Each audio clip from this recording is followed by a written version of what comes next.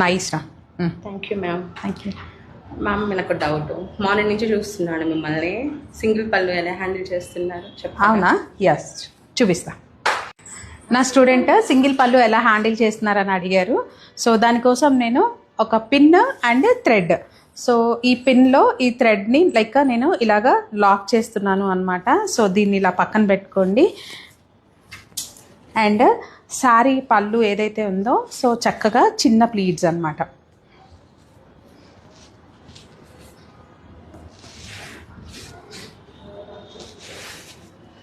So చక్కగా ఇలాగా మనం చిన్న చిన్న ఫోల్డింగ్స్ పెట్టుకొని ఈ పిన్ ఏదైతే ఉందో ఇక్కడ జస్ట్ లాక్ చేస్తున్నాను.